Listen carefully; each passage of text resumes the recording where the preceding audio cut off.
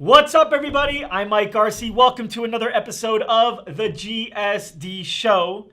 Today I'm here with Laurel Roach from TriFit Wellness, and today we're going to be talking 100% exclusively on sales. If you own a gym or you need a gym, this is your guy. My name's Mike, and I help fitness studios that are ready to take action, work hard, and grow their studios. In this very saturated industry, there's tons of competition, but the opportunities are incredible. We'll cover the most common challenges in the fitness world and invite guests in the show that have learned to overcome them and share their strategies with you. This is the GSD Show.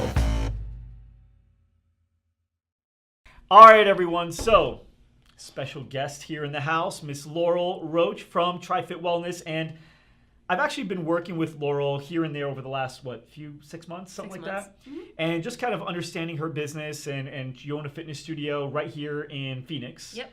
And so tell me a little bit about your studio real quick, and then we're going to dive in. And you just have a whole list of questions, all regarding the sales process and how you can improve this, improve that, and we've kind of reviewed it a little bit. Yep. So we're going to go through all of this with you guys because it's relevant for everyone. We are going to dive into so much sales stuff today, guys. It's going to be great, and I guarantee you this is going to be one of your favorite episodes. So stay tuned for the entire thing. It's going to be awesome. But before we get started, tell me about TriFit Wellness. We love fitness. We love helping people. Classes are kind of our bread and butter, and do some personal training sprinkled in there as well. Mm-hmm. So tell me about the new idea. My new idea? Mm-hmm. The new thing that you're doing starting tonight, right? Starting tonight. So I worked in corporate before I bought the gym. And for me, it was like impossible to get to a scheduled class. Mm-hmm. So it was really frustrating. I have a 3-year-old daughter, and I would go into class and my phone would be ringing off the hook. I'd have to leave and feel like a loser and all that stuff.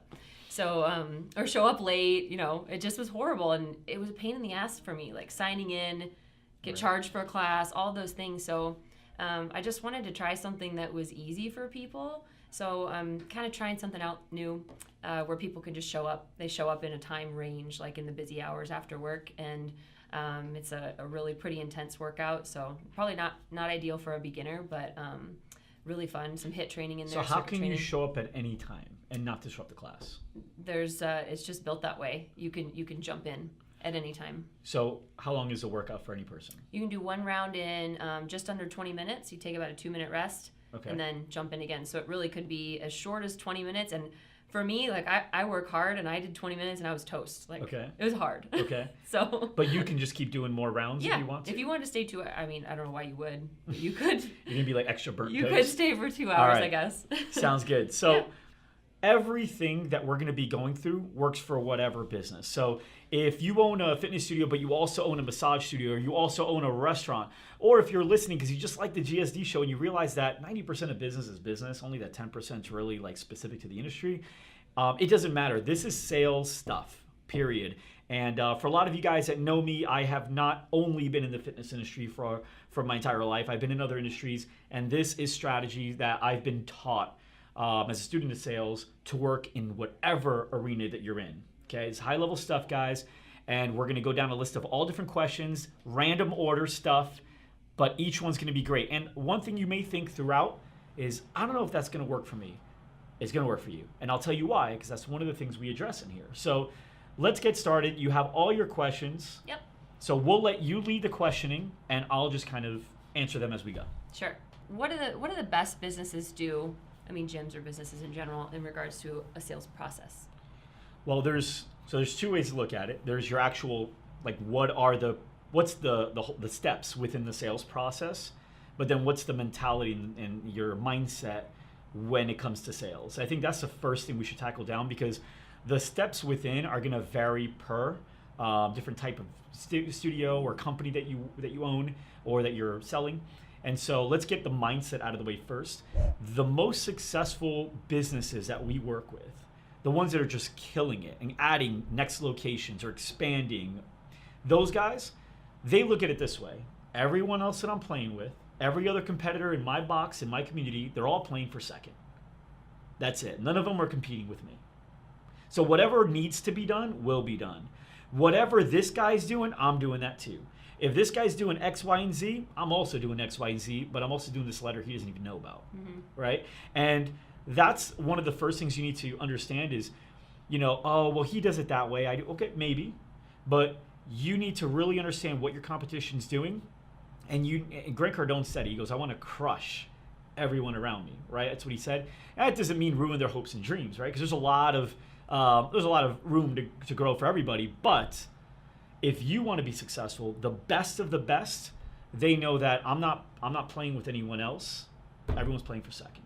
So some of the stuff that you've told me about in the past has felt a little unnatural to me. Okay. So how do you... You mean like practice? When you deliver it, like you feel like it's not your personality? Yeah. Okay, well, so one of my favorite books, did I recommend to you the Can't Teach a Kid to Ride a Bike book? No. Okay.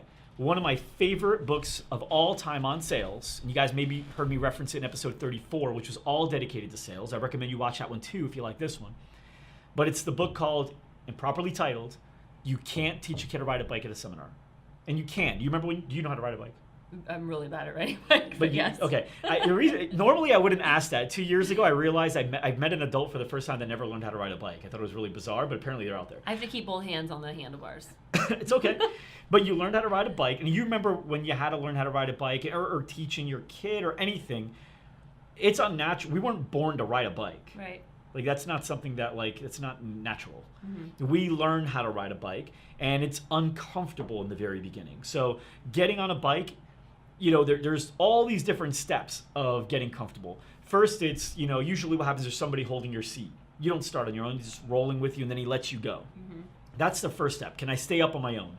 It's so uncomfortable. It feels so unnatural, but you eventually get it. But you're going to have to fall a few times first. And that's one of the things, too. It's important you guys know. Some of these things that you do feel unnatural, but you're going to mess up and know that going into it. You're going to say something that's not going to work well. The prospect you're talking to, it's not going to work, the thing that you were trying to do or wanting to do.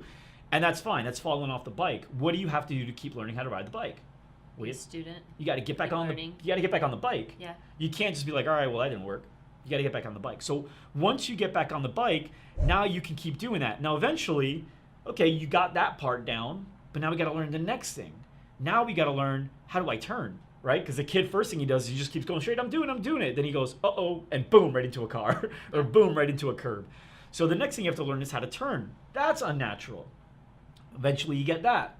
Then you have to learn how to start on your own, which seems simple, but it's not, right? Because you have no momentum. That's unnatural. So there's all these processes. You get deeper and deeper and becoming a better and better bike rider. You have to learn to get comfortable with failure.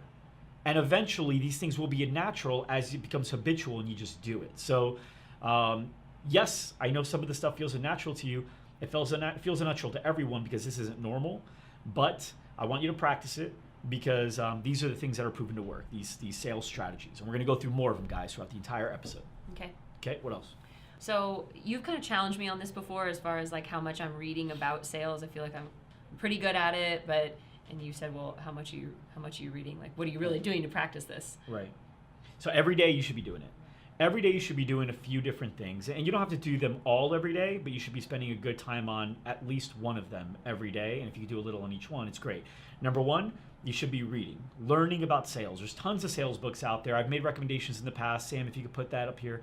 But reading is important.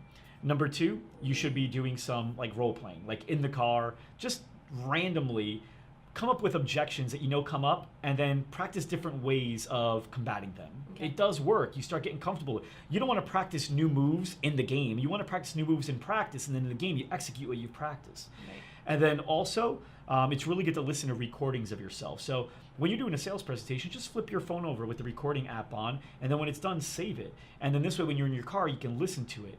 The best athletes, the best in the world, will listen to themselves, or they'll watch their game and see what they could have done better, and then they remember it.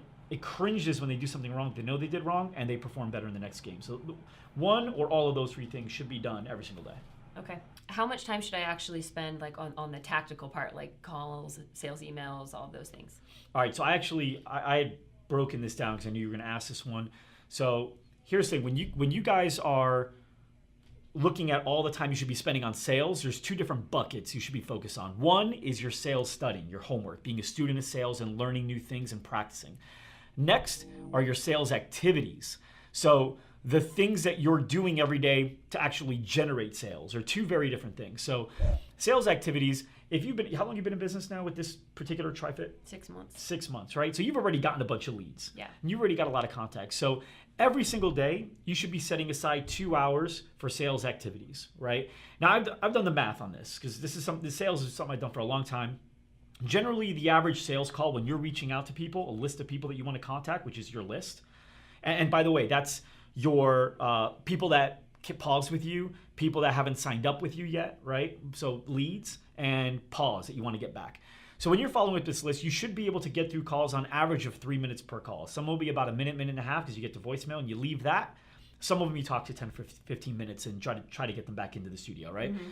So the average call is 3 minutes. So if that's the case, 2 hours a day, that means you're making an average of 40 calls per day. Okay, if you're making an average of 40 calls per day, that's 200 calls per week. At 200 calls per week, that's over 10,000 calls per year. It's 10,400 calls per year. If you can convert 1% of that effort into customers, it's 140 new customers. Now, if you're not doing that work and I'm your competitor down the street and I'm doing that work, I got 104 customers that you didn't get. Right. That's an additional $187,200 per year. Mm-hmm. You think I can afford better advertising than you can? For sure. Do you think I could afford to improve and upgrade my facility more than you can? Yeah. Do you think overall I'm going to be able to build a better business than you can? Yeah. 2 hours per day. I guarantee you the other studios aren't dedicating that. Most are not. So be the one that's doing that, and that's how you get them to compete for second and you don't. Okay. Okay? Cool. When I'm running my ads, sometimes like a ton of them come in at once. It's hard to keep track of everything. How do I manage that whole process so everybody gets because you get a bunch of leads coming in, and now it's like I got 4 new people in the class, and I got all these calls that come. Okay, so yes, if you're running ads effectively, Facebook's an amazing platform, right? And by the way, if you guys don't know how to generate leads on Facebook, there's a really cool webinar replay you guys can watch, or just go to loudrumortraining.com, and we literally show you the whole funnel for free. But so let's say you're getting a whole bunch of leads, and now it's like, how do I deliver a great experience? And how do I give everybody the attention I deserve? The answer is you don't. Not everyone gets your best attention. So who's your best client right now? The one that comes to mind. What's the first name? Julie.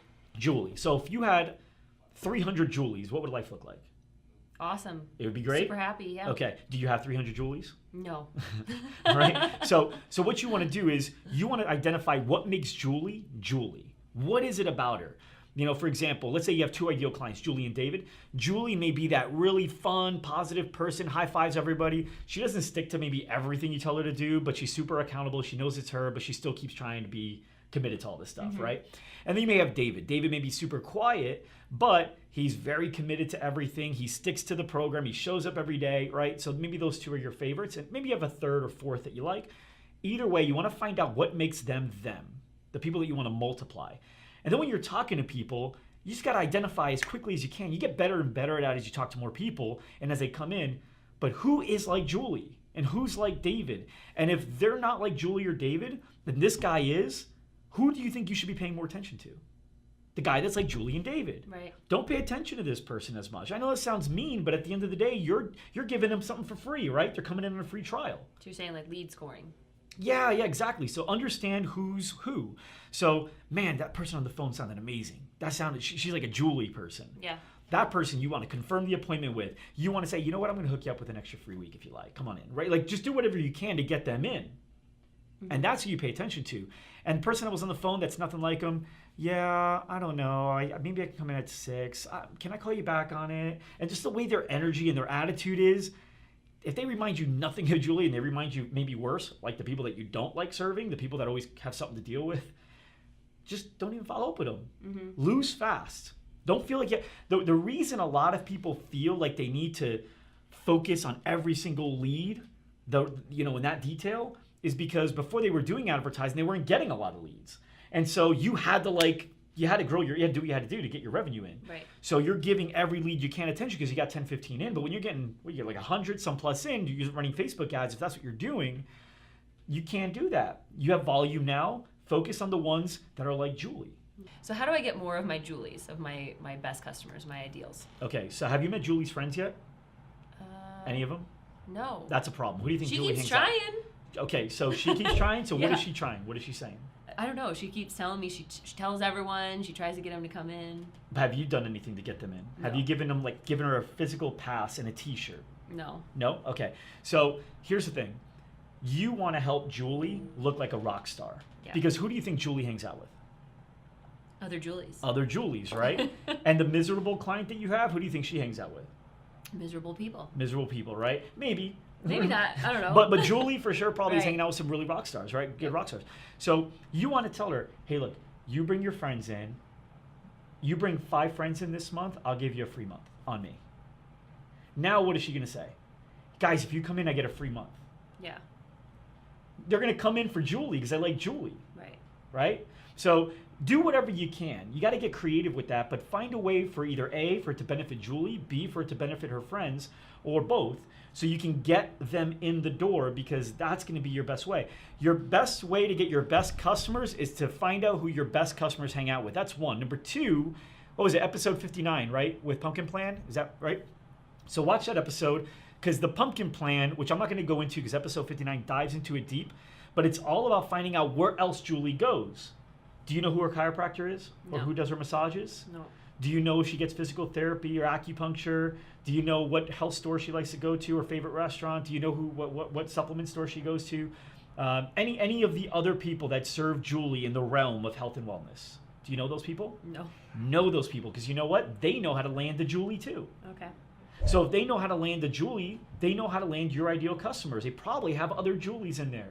Okay. So the way you position is say, hey, and again, I won't dive too deep into it because we talk about it in 59, but you want to say, hey, what else do you go to? Who's your massage therapist? Who's your chiropractor? I want to see what else you're doing, because maybe I can get with them and we can find out, like, how can we make a plan to make your whole health and wellness better, Mm-hmm. right? Right. Oh, I go to this person, I go to this. Great. Now you call them up. Hey, Dr. Jones? Yes. Hey, my name's Laurel. I'm actually from TriFit Wellness. We actually both help Julie, whatever her last name is. And she actually comes and works out here, but she says you're an amazing chiropractor. She loves going to you. Oh, okay, great. Now here we go. Great icebreaker. Listen, I told her I'd like to get with you and find out like what you're doing, and this way I can tell you a little bit about what I'm doing, and maybe together we can come up with a really cool plan for Julie. What do you think? You have some time for lunch? I'm right down the street. Mm-hmm. Now you go to lunch, you hang out with him, and now you're talking. She says you're really great. I'd love to see if other people would like to come to you. You want to do a seminar at my place? Come in and talk to everybody, and we can do something together. Get some food in. But now you got this guy. Law of reciprocity tells you, what is he going to say? You can come to my place. Right. How can I help you? Mm-hmm. So he knows how to land more Julies. You don't want to just network with any chiropractor, massage therapist. You want to network with the ones that are doing things, moving in their business, and or are already serving your ideal customers, because you know they know how to get them. Right. Cool? Cool. Occasionally, sometimes the customers will pause. You know, they'll complain. A couple might cancel. Can you stop that from happening or minimize that from happening? Sometimes. Okay. Here's the thing. It depends on why. If they're canceling because you know they're moving to New York because their husband just got a job, what are you going to do? Right. Tell their husband to turn it down so you can keep on working out here? Right. So if that's the case, or if they're pregnant, the doctor tells them, no, you can't work out. Like, I forbid you from working out. It's bad for your condition, right? Okay, fine. But if they just want to, like, take a break, you need to sell them something. Hmm. And that usually means you haven't sold them enough already. The people that stick around the longest are the people that have bought more than one thing from you. So the people that are buying also supplements, or they're buying some apparel from you, or they're buying some consulting, or if you're selling like assessments where they can get full body fat and all this stuff. A lot of people give away all that stuff because they feel like their competitors are too. Trust me, you don't have to do that. Sell it. But you want to find a way for people to buy more from you, because studies have shown that when people buy more than 3 things from you, they're 80% more likely to stay with you for longer than the average customer, because you're committed to that brand, right? Do you have an iPhone? Is that what you have? Yeah. Okay. Something tells me, I don't know, I'm betting here, but I bet you have another Apple product. Oh, for Do you- sure. What do you have, a Mac, a watch, an Mac. iPad? Okay. And Now- an iPad. okay, so now you're stuck. Right. Now you're an Apple person. Yeah. It is what it is. For sure. And so you probably like the feeling of buying more Apple stuff at this point. Yeah. And so that's what people like to buy. But the best time to upsell somebody, it's crazy, is when they want to pause. At that point, second best time. First best time is when they're first buying, right? As soon as they sign the dotted line, that's your best time to upsell them. But the next best time is when they want to pause. You say, hey, why are you pausing? I don't know, I just think I want to take a break. look, what are we not doing well enough? No, you guys doing everything great. How about this? I know you want to pause. What do you think if I do a full nutritional consult with you, and I do a full assessment with you, and I'll upgrade you to this program for an entire month? Normally that would cost this much, and this much. You know that? I'll do it for only $10 more a month. And let me show you how you can get better results with that. And if you like, you can stick with it. If not, no big deal. We'll come right back, or you can pause. What do you think? Sounds good. So give them that option. Okay. Not stay the same or leave, because we already know they don't want to stay the same. That's why they want to leave. Right. How about leave or get something better? Change the options. Okay. When I'm talking to a new prospect, what should I focus on in the conversation? Questions. That's it. You shouldn't be talking about anything except for asking them about them and why they're here. Right. That's it. Because here's why a lot of people fail in the sales process, because they have a general understanding as to why people like working out there, because people have said it. So if they know that people like the energy and the music and the atmosphere, they'll bring up that. Oh, we have like great energy, music, atmosphere. If they heard people say, I like the culture and the community and the people, they'll talk about the culture, the community, the people. If they say, I like the classes that we have here, they'll talk about that. So the problem is you're talking about all this stuff and you don't know if they care about any of that. Right. What you want to do is you want to ask people questions to find out what's most important to them, because their conscious doesn't make a decision. Their brain, their rational mind isn't what's making the decision to buy. It's their subconscious, the gut. The gut's what purchases everything. So think about this. How many times have you been in a position to where everything on paper makes sense and you know you should do this? This is exactly what you're looking for. It doesn't feel right. But it doesn't feel right. Right. And so what happens? I'll think about it. And vice versa. How many times does everyone tell you, don't do this? Don't do it, and on paper it makes no sense, but it feels right and you want to do it? What do? Do it. You do it. Right. So your gut will usually overdo or overtake your rational mind in some cases. And so if that's the case, you got to sell to the gut. But here's a problem. If you're not talking about only the things that matter to them, you now risk going in misalignment. Because now you risk that one gut feeling, and they don't even know what's happening. So that's the power of the subconscious. They don't know why. You ever met somebody, you don't like them, you don't know why? You don't like this place, you just don't know why? There's something that happened. That guy did something, said something, looked a certain way. Whatever it was, happened. Your conscious didn't pick up on it, but your gut did. Right. Okay? And that's what happens. So you need to understand that when you're not asking questions, you run that risk of, okay, yeah, we have great music and we play this, and now they go, I don't care about the music. Or you're Right. just shooting at targets and you don't know what the target is. Right, exactly. Yeah. So now what happens is that one little feeling that you don't want, which is, maybe this isn't what I'm looking for, will kick in. Again, subconsciously, they don't know it. But that one little feeling come in, and that will change the whole game. You basically might as well just go back to work and let them walk out the door. Because as soon as you fall out of alignment, it's over. You will sell some leads like this. Now, if you're closing 9 out of 10, you got to ask, is it referral? Because you didn't sell it. Who sold it? The customer. Yeah, For you. whoever The referred friend, them. Yeah. Yeah, you didn't sell. So you should be closing 10 out of 10. I'm talking about leads, right? With leads that come in from like internet or whatever. You need to only ask questions and only talk about things that relate to their wants and needs. If you have something really cool that you think is really cool, but they never brought up anything about it, don't talk about it. Okay. Let them be pleasantly surprised if that's what they want when they get here. Okay. Should I have a list of questions, or what are the questions that I should be asking? So right now, you start light. So you start asking questions like, why are you here? What are your goals? And all that stuff, right? And in question 34, or episode 34 of the GSD show, we talk a lot about it. But you want to be a heat-seeking missile for pain in the sales process. You want to find out what it is that they're moving away from so that you can give them something to walk towards, which is also coincidentally away from that. So pain is stronger than pleasure. A lot of people don't realize that. More people will move away from pain than pleasure. So I'll give you an example. I want you to imagine, do you know anybody that loves football, like loves the Cardinals? Anybody? Not really. No? Okay. And any sports team? You like? My husband, yeah. What does he love? Loves hockey. He loves hockey. Okay. What hockey teams do you like? Detroit. Detroit. Okay. So he loves hockey. He's a hockey fan. He loves Detroit. Yeah. Yes? Yep. Okay. So here's what I want you to imagine. He's at the championship game, right? Stanley Cup. This is it. 2 seconds left. It's a tie game right now. And this guy scores a goal. They win the game. It's all over. Your husband's team is now the Stanley Cup champions. On a scale of 1 to 10, where is he at in enthusiasm right now? Oh, he's a 10. Is he at a max high right now? Is he going nuts? Yeah. He's getting drunk tonight, right? So this is a good day. Yeah. But let's say he gets a text message at that right moment, 2 seconds after they just won the Stanley Cup. 2 seconds after he's at his max high, text message, someone real close to him just died. Is he down quickly? Yeah. Okay. Now, let's flip it to show you how it's not the same in reverse. Let's say he's at the funeral of this person that just died, and he just got to see the body for the first time. Here it is. It's heartbreaking. And he just got a notification on his phone that his team just won the Stanley Cup. Not even, who cares? Right. Pain is stronger than pleasure. So rather than selling all the amazing things your place has, hoping they want to walk towards it, in the sales process, find out what it is that they're upset about, the stuff that they haven't been doing, and they're upset about that, and get them to move away from that pain. You got to dig into the pain. A lot of times people will give you the pain, and people will let them off the hook. So they'll say something like, so where are you working out now?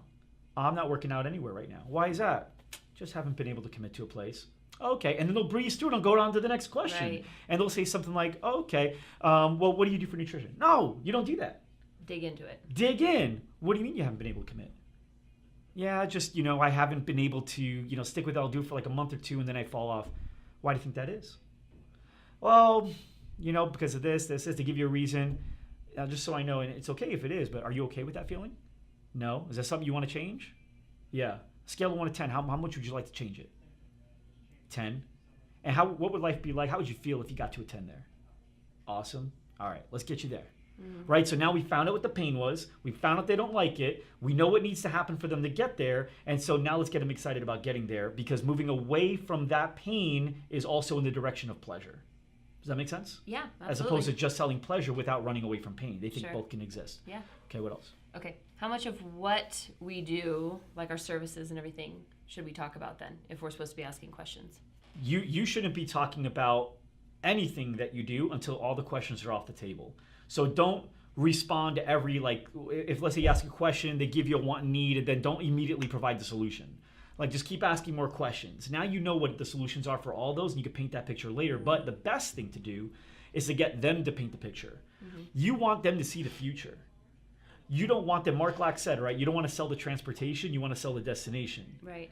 You don't sell, the plane ride sucks. Yeah. You don't sell hey, it's a trip to Fiji. You don't say, hey, and the plane ride's going to be great. You're going to be able to have a chair in front of you where you have a table you can fold down. We'll come by. We'll bring you beverages. We'll have some peanuts.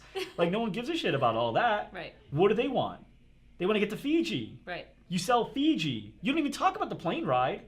You just get to Fiji. So I think a lot of people spend too much time talking about, we're going to do meal planning for you. We're going to do, we're going to do assessments for you every month, see how you're progressing. You're going to have fun in class. The atmosphere is great. They don't care about any of that. Like the emotion of when they get what they want. Yeah. Where do you want to be? I want to be 15 pounds lighter. Okay. What would that put you at? Let's see. Okay. 125. You want to be at 125. Have you been there before? Yes. How'd you feel when you were there? Great. Why'd you feel great? Right. Because this. Okay. Is that a place you've been wanting to get back to for a while? Yeah. How long? Last 10 years. Why haven't you gone towards it? Right. And so now you're digging into a little bit of pain. You know where they want to be. And now you start providing the solution. Look, here's the deal. 15 pounds we do in our sleep. This is not hard. Probably everyone here has lost about that much weight or more. But there's going to be work involved. Are you willing to do the work? Yeah. Okay, great. So here's the thing. Once the work's done, we're going to get you at that 125. What's the first thing you're going to do when you get there? Buy a new dress. Really? Okay, what kind of dress? Something tight. Something. How good would that feel? Awesome. Can you do me a favor? Yeah. When you get that new dress, can you take a picture and send it to me? Yeah. Gonna be pretty excited, right? So now, if you're a girl, you can ask that. If you're a guy, you say, "Do me a favor. When you get that new dress, can you call me? Let me know how you felt." Yeah. Okay, we're gonna work towards getting there together. Cool. Yeah. So, paint the picture. Sell Fiji. Don't sell the plane ride. Too many people sell the plane ride. We get it. The plane ride's easy. Sell Fiji. Okay. If I'm looking for pain, sometimes it's hard to feel like the conversation is positive. How do I manage that? Well, like I said, you want to bring them down, but you want to bring them back up. Okay. So, yes, you dig into the pain, And now we want to find out, well, that's where the pain lives. Now, if we move away from pain, what does it feel like? Okay. Not, hey, here's us, here's us. If we move away from the pain, okay, so if we lost that 15 pounds, what would that feel like, right? You want to bring them down by finding out where the pain lives, but then you want to bring them back up. Mm-hmm. If you ever watch the show The Profit, Marcus Lemonis does it all the time. When nobody even realizes that although it's an hour show, only the last like 5 to 10 minutes are like business development where they're making changes in the business. Yeah. The first 45 to 50 minutes, it's him making the deal.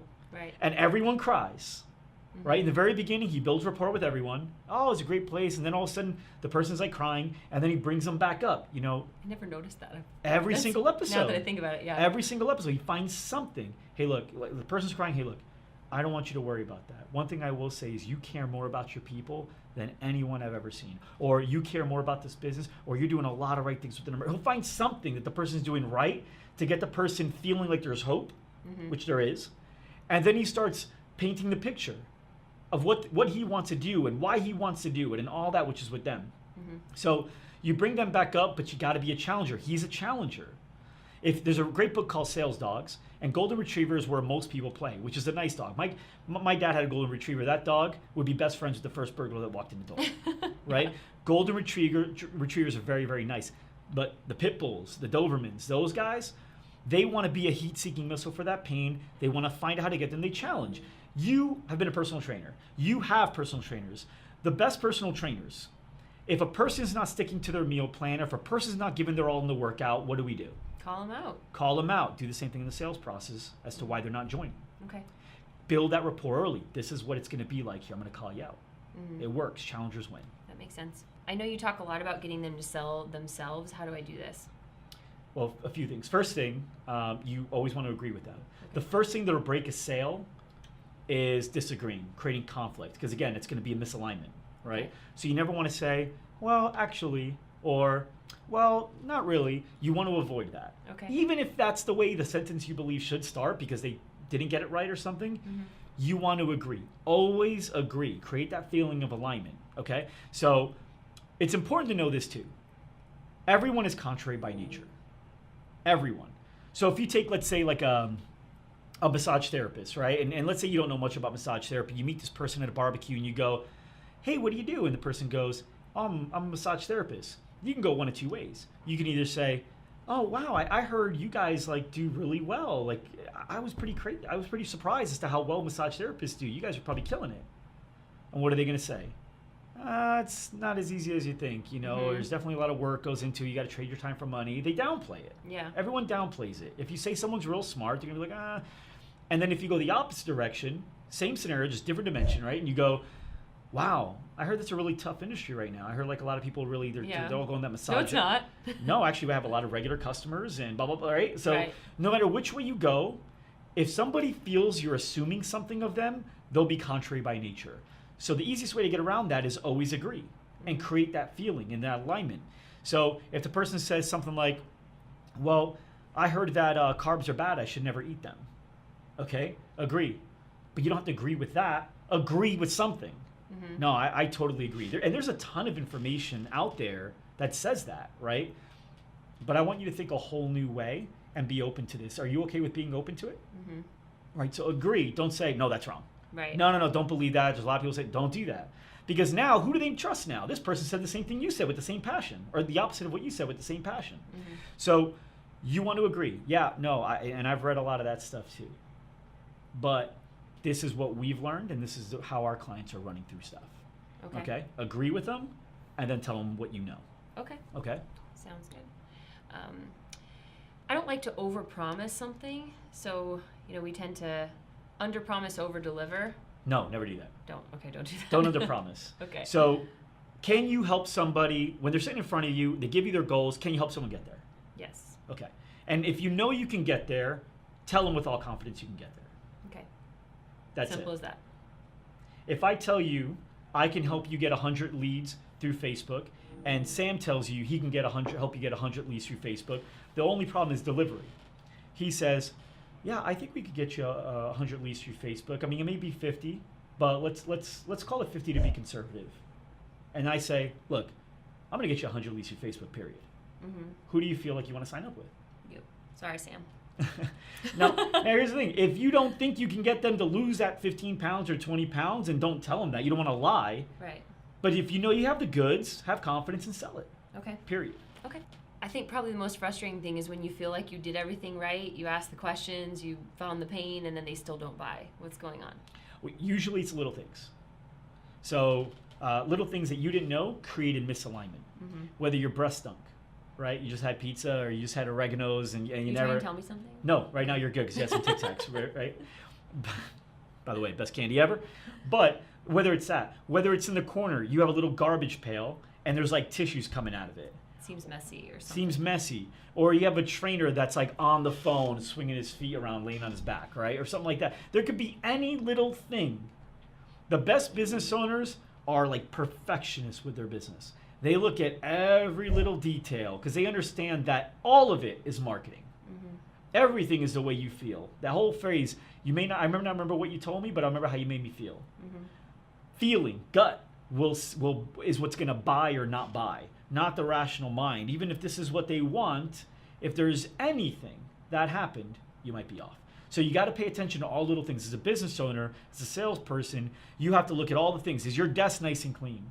Were you prepared for them? Are you actively listening, or did you ask them the same question twice, like their name, which a lot of people do, right? The little things are trigger points, and they won't even know it because it's all subconscious, but that's what'll buy or not buy. Okay. Okay? Okay. I want to increase my pricing, but I kind of worry about losing members. Okay. What do you think? Well, that depends on where you're at. So what I will say is, if people are happy with your service, if you had diehard loyal people and you know you can probably charge twice as much and still get away with it with a good portion of your customers, especially your best customers, then you could probably raise up a little bit. Okay, and chances are you're not going to lose a ton. And the ones that did end up paying for it made up for the few that you did lose. However, if you're too afraid to do it, which a lot of people are, and sometimes that might be fine, upsell.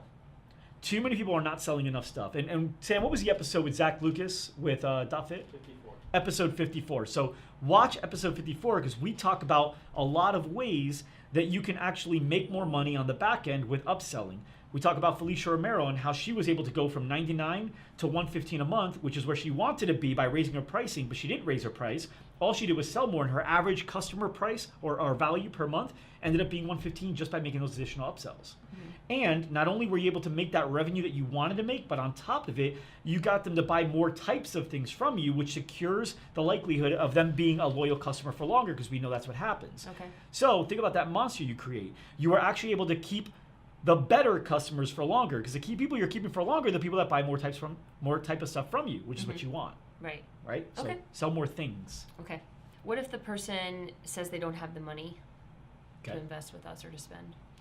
It's too They- expensive. when you're running free trials, that may actually happen. Okay. It is very rare. I Okay. will tell you it's very, very rare because people know what they're there for. Right. And here's what I'll tell you. Right now, more than ever, there are 19-year-olds out there with a $400 watch. Have you ever seen that before? Oh yeah, all the time. Have you ever seen it 6 years ago? Not really. Have you seen, Sam, how many 19-year-olds did you know when you were in college walking around with a $400 watch? Nobody. None. Tory Burch flip flops. Now, Fancy jeans. Yep.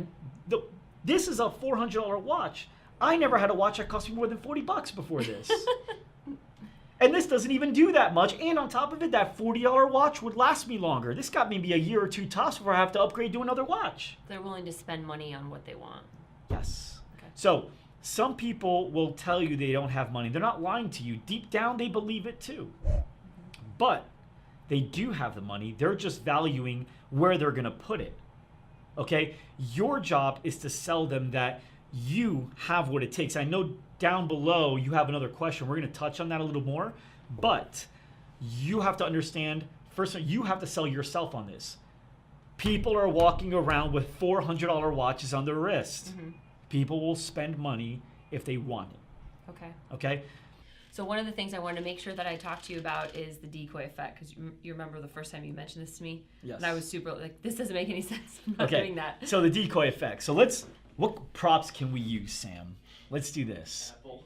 The Apple? Tac, Apple Tic Tac? Okay. and like Is this the decoy, the one no one wants? Okay, so I don't know. Are they all in frame right now, you think? Yes. Okay, cool. So here's what most people will do. Most people will have 3 different types of pricing. That's pretty common. Now, some people have like 6 or 9 or I had whatever. 9 when I met you. Had 9, yeah, because you have like if they want to do a contract and all Right. that stuff. So you can fall into a rabbit hole. Have 3. Always have 3. 3 works. Now, you want to do something else, it's fine. It's your business, but I'm telling you what I've learned. Here's what I'm learning. So now the problem is most people will say, well, the pricing needs to be parallel to the value. So I'm going to go with this being the best one just because he's taller. I feel like it's the better one because he's taller. GSD shirt. Yeah, for the first time, I'm the tallest. This is it right here. Okay, so here we go. We got this apple, we got the Tic Tacs, and we have this. So now we're going to say that this is a 1-time-a-week program, and this is a 2-time-a-week program. This is a 3-time-a-week program, right? So let's say money wasn't an issue. What would everyone pick? If let's say everything was free, right? And let's actually call this unlimited. So 1 time a week, 2 time a week, unlimited. That seems to be more common, okay? So you can come in and work out at our place for this price at 1 time a week, 2 times a week, or unlimited. And for those of you guys that are listening and not watching, I have them in a row. The Apple is the lowest, Tic Tacs are the middle, and Mike Arce is the most expensive, the little bobblehead that I have here. Okay, so what most people do is say, okay, well, 1 time a week is going to cost $99 a month. The 2 time a week is going to cost $119 a month, and the unlimited is going to cost $139 a month. You see, everything's parallel, right? It's kind of like what you had, Right. because we feel like that's normal. That's what makes everyone sense. does. Makes sense. The problem is when things make sense, I have to think about it. Now I have to go, am I going to come in once a week? That's probably right. 2 times a week. Am I going to actually be able to do that? Maybe for pricing wise, I can do the 1 time a week and I can work out on my own on the other days, right? Just to get some education. All these things, bottom line is you have to think about it. Right. Raise your hand if you like to think about it. I mean, I do, but not As a about customer. that. Oh, I guess I say it this way. Raise your hand if you like to hear, I need to think about it. Ugh, Nobody, no. right? No one wants to hear, I need to think about it. So the 1 time a week is currently $99. The middle option is for 2 time a week at $119, and the best option is unlimited at $139. What we're going to do is we're going to take that middle option and we're going to serve a different purpose with it. We're never going to sell it, ever. In fact, we probably won't sell the $99 either, which is fine because you want to sell the biggest one anyway, the $139, not only because it's more money for you, but also it's better results for the customer. Would you agree? Yeah. Okay, win-win all the way around. So what we need to do is we're going to use that middle option, the $119, solely for the purpose of making the $139 look better. So we're going to make this $119 option for 2 times a week $135. So now what you have is you have the $99 option for 1 time a week. You have the middle option for 2 times a week at $135, and then you have the unlimited for only $4 more at $139. Now, some of you guys that are watching this are going, "That's crazy." Laurel, you said that. I totally said that. Okay, tell me about what happened. I think it was just because I don't know, like it didn't make any sense to me. I'm sitting here like this doesn't make any sense. People are gonna call it out like it's bullshit. Because I think that I would do that. Maybe I wouldn't. Maybe I'm not that smart. But but they don't. They don't say anything. What do It they just do? makes sense. It's just easy. It's a no-brainer. Right. So they have to choose this option. So let's roll to the clip of the Decoy Effect results so you can see it. Cool, Sam? The Decoy Effect. The Decoy Effect. The Decoy Effect is working really well. We started using the Decoy Effect about a month ago, and the results have been amazing. We put a decoy on for 2 times a week. We introduced a second membership that was not as good price point. We added a twice-a-week option for $124 a month, and then we made our limited option $129 a month. My third pricing option is only $7 more than my middle pricing option. Essentially, 99.9% of people pick the unlimited because it's a no-brainer. We actually write it down for them before we they're like, well, duh, why wouldn't I just go with this? Naturally, everyone gravitated towards that one, and that's what we wanted. I was super skeptical about this at first, but I will just say it absolutely works. Works all the time. This thing works. That's amazing. Not only are we selling more, but it's like the easiest ever. We will always keep the decoy price there. The only thing they think of is, wow, that's such a good deal. I would have done anything to have heard about this about 3 years ago. Thanks, Mike. Thanks, Mike. Decoy Effect. It works.